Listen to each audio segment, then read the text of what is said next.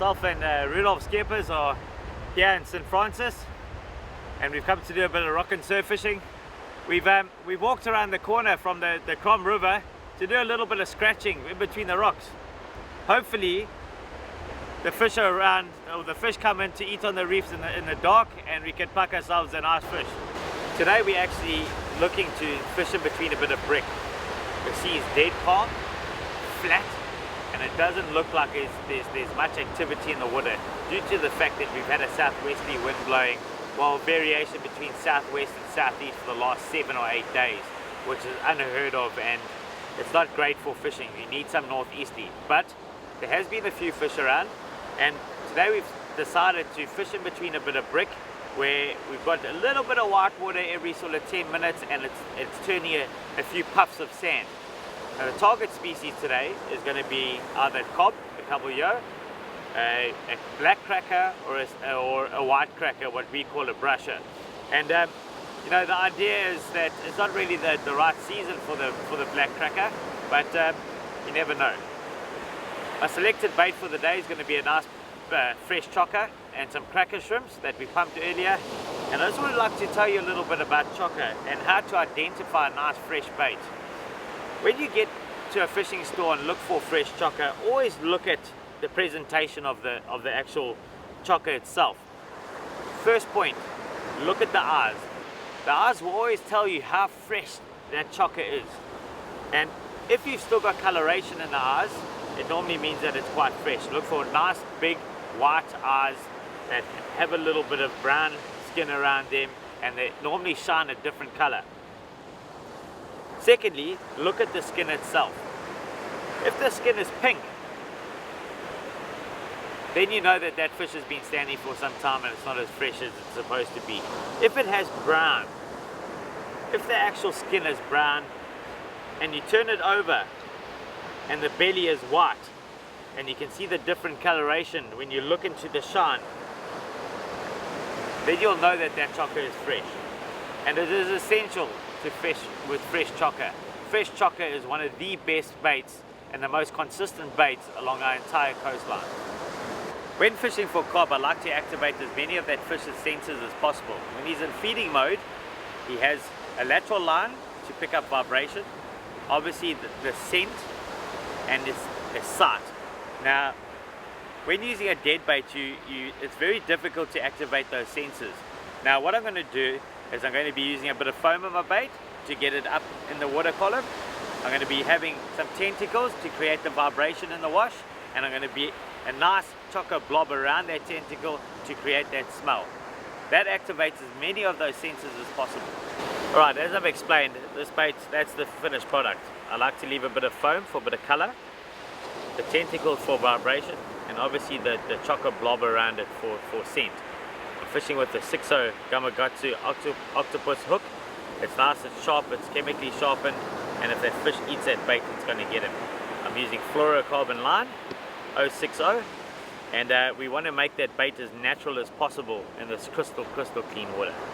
My first throw here, I threw a little cracker prawn. The water is flat like a lake, there's hardly any working water. I'm actually quite surprised I've managed to get this bronze bream. I flew onto the reef. Smally, but still a nice fight on the fishing, quite light with the light rods and stuff. So proper little Eastern Cape bronze bream. So they call him a hoti here. One of the good things about having polarized lenses when fishing in clean water like this is you can actually see working water. You can see where there's a bit of sand turning, and you can see where the rocks are. Now, I've identified an area where I'm going to fish. It's a gap between two rocks that's turning a bit of sand, and I know from experience that cob like a bit of turning sand in this area, and hopefully in this clean water they're going to seek shelter in that sand, and that's where I'm going to find them, and that's where I'm going to put my bait. Okay, the bait I'm using here is a little cracker shrimp, or mud prawn we call it. Fishing with fluorocarbon line, the water's crystal clean, and then a 2-0 bait holder, a Gamakatsu bait holder.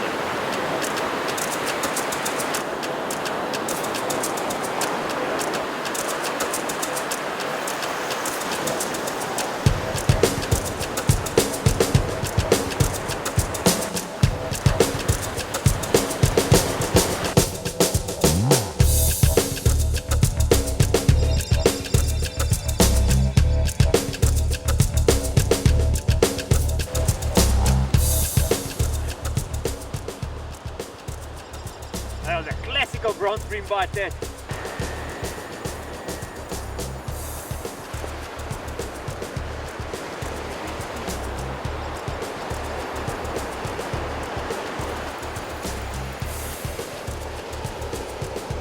Oh, and he just cut me off. Boy, it was a bit of bad luck. It was a nice fish, looked like about a 2 kilo bronze bream. Caught the rock here in front and cut me off. I saw him there in the water. That was bad luck. Got a little something over here. Like a very small fish. Well, this is probably the smallest cracker I have ever seen. It's a black Musselcracker, an absolute juvenile, but what a beautiful fish.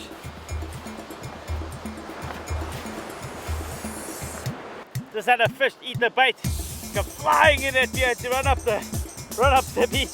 Nearly tripped over myself, but we've managed to get him to stick. Not sure what it is, but I'm pretty damn excited to see what it is.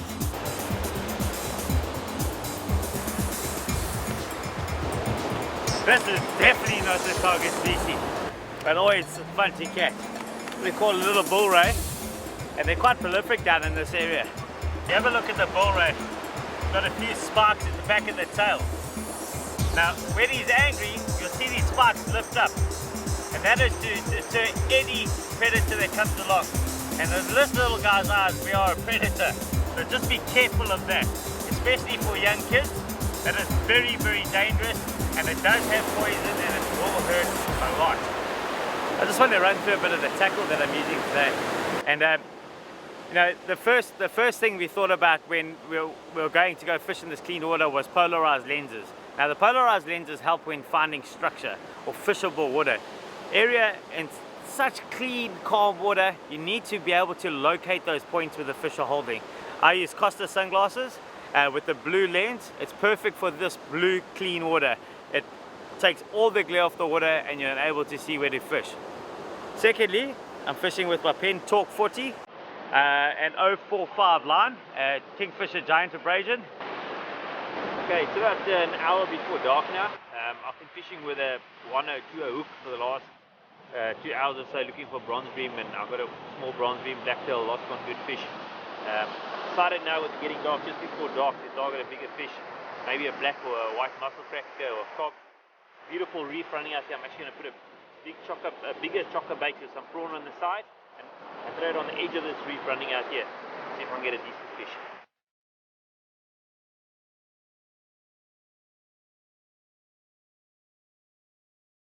I put that little, or there's a bit bigger bait now with a bit bigger hook.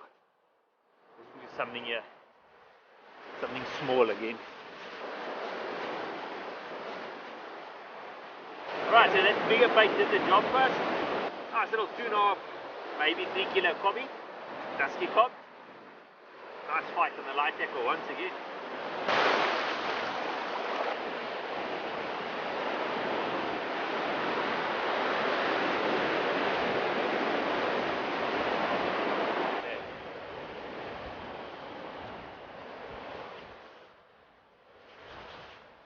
There we go, another little fish.